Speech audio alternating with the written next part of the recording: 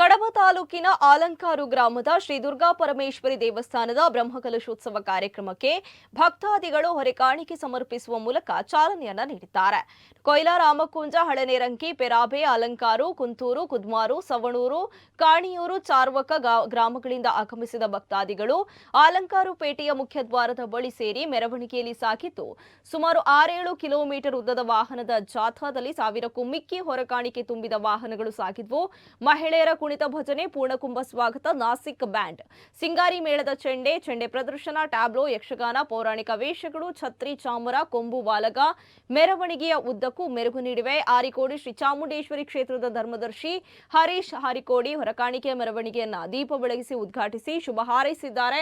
ಹೊರಕಾಣಿಕೆ ಸಮಿತಿ ಸಂಚಾಲಕ ಜನಾರ್ದನ ಗೌಡ ಕೈಯಪ್ಪೆ ತೆಂಗಿನಕಾಯಿ ಒಡೆಯುವ ಮೂಲಕ ಚಾಲನೆಯನ್ನ ನೀಡಿದ್ದು, ದೇವಸ್ಥಾನದ ಮಹಾದ್ವಾರವನ್ನ ವೇದಮೂರ್ತಿ ಕುಡುಪು ನರಸಿಂಹ ತಂತ್ರಿಗಳು ನೆರವೇರಿಸಿದ್ದಾರೆ. ಇನ್ನು ರಾಜಗೋಪುರ ಉದ್ಘಾಟನೆ ಹಾಗೂ ಉಗ್ರಾಣ ಮುಹೂರ್ತವನ್ನ ಶ್ರೀಧಾಮ ಮಾಡಿಲದ ಶ್ರೀ ಮೋಹನ್ ದಾಸ ಸ್ವಾಮೀಜಿ ನೆರವೇರಿಸಿದ್ರು.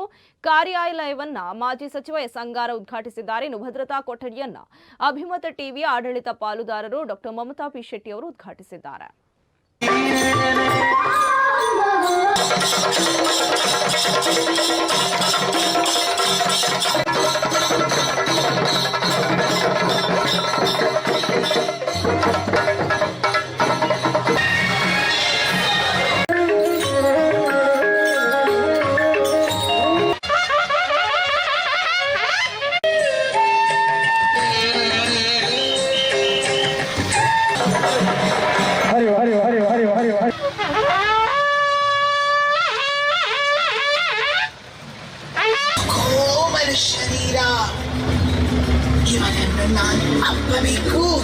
ಅಭಿಷೇಕ ಮಹೋತ್ಸವ ಸಮಿತಿಯ ಅಧ್ಯಕ್ಷರಾದ ಶ್ರೀ ಗೋಪಾಲಕೃಷ್ಣ ಪಡ್ಡಿಲಾಯರು ವೇದಿಕೆಗೆ ಬರಬೇಕಾಗಿ ವಿನಂತಿ.